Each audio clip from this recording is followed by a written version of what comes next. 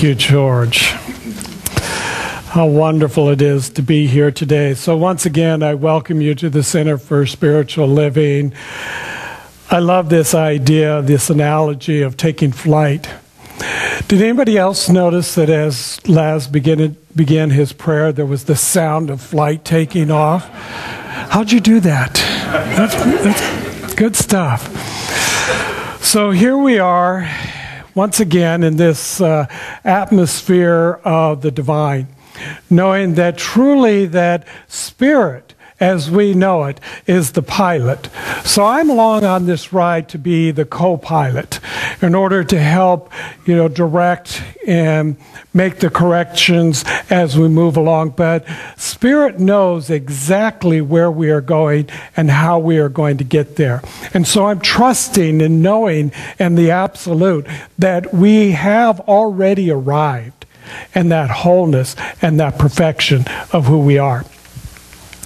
For those of you who may not yet know, the theme for our year is doing the Science of Mind textbook in 1 year. And so in order to make this a doable kind of activity, because if you were to actually begin on page 1 and try to go all the way through, chances are most of us would not make it. That someplace along the way we would probably get lost or frustrated or, just confused with what Ernest Holmes was trying to give to us here. So we've tried to make it easier for you.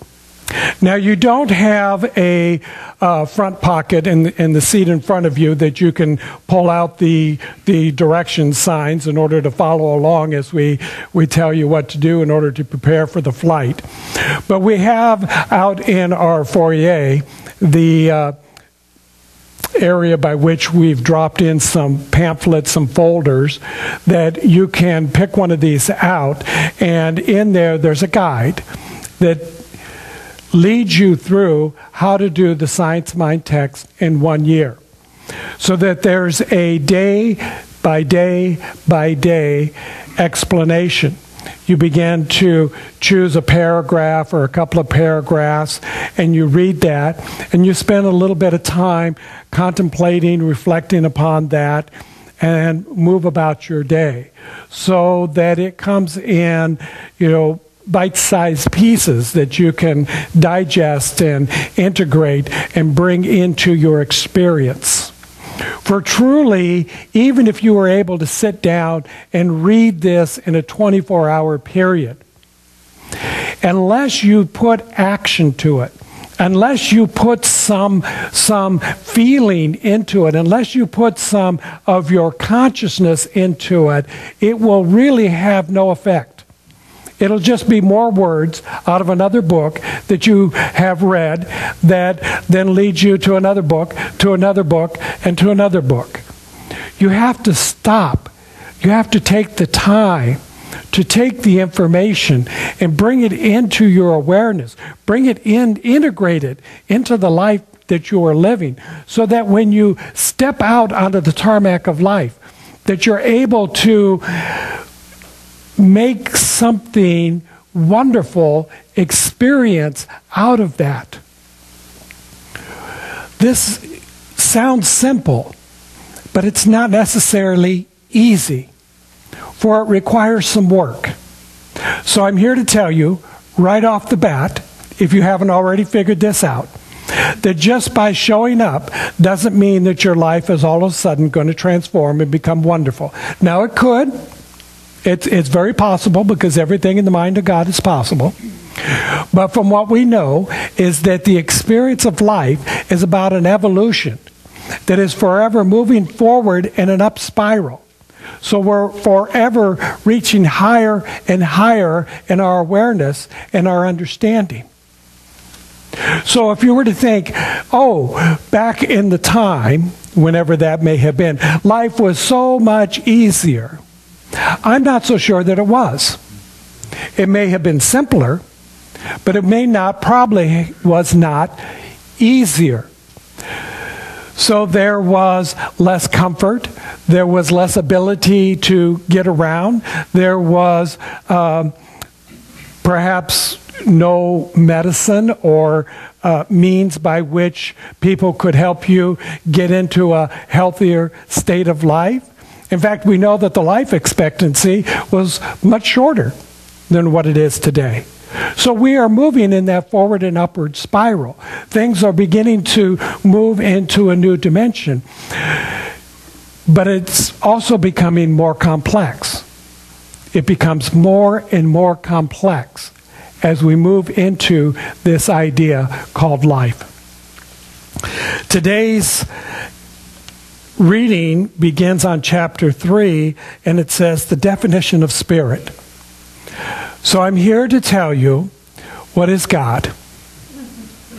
I know, brilliant minds for centuries have been trying to answer this, and they've come up with all sorts of complex, versions of what it is. But it's really quite simple. Listen clearly. God is. Okay? There we got it. Don't go there. Don't go there. God is. The definition of spirit is life or intelligence conceived of entirely apart from the physical embodiment. It is a vital essence, force, energy as distinct from matter. According to Ernest Holmes. So you may ask, so what did he just say? Quite simply, God is. It is everything that ever was, ever is going to be, and ever is in the present. It is experienced in ways that shows up through the filters of each and every one of us, because we are individualized expressions of the divine spirit having our own experience. Here is why I believe things in life become very complex and sometimes very difficult to understand, because each of us has our own philosophy. Each of us has our own opinion. Each of us has our own experience.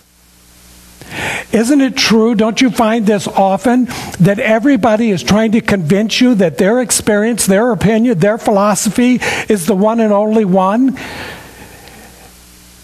Okay, well, in my experience, I've had that. That I have a lot of people wanting to tell me that they have the answer to life, and absolutely they do, for their life, for their individualized personality. But it is not necessarily my life and experience in the way that I'm having it or the way that I'm understanding it.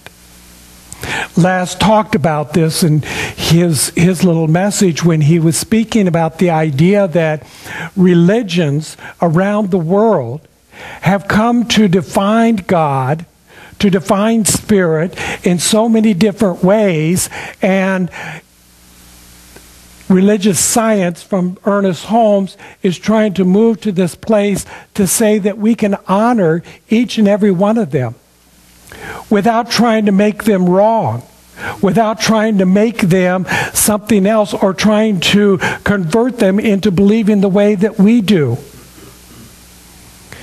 They have a tradition, they have a culture, they have an experience, whoever they are, that brought forth their idea of what the divine is, what life is. And for the most part, as best as we can tell, for time, it has worked for them. Until something changes, something transforms, and then they have to move to a new level of understanding. And in that new level of understanding, they often find some chaos, because whenever you move from point A to point B, something has to change. And in change, there is chaos, and out of chaos comes order. Now, that's a statement that comes out of the current science, quantum physics, quantum theory, that talks about out of chaos comes order. And science, in some sense, has become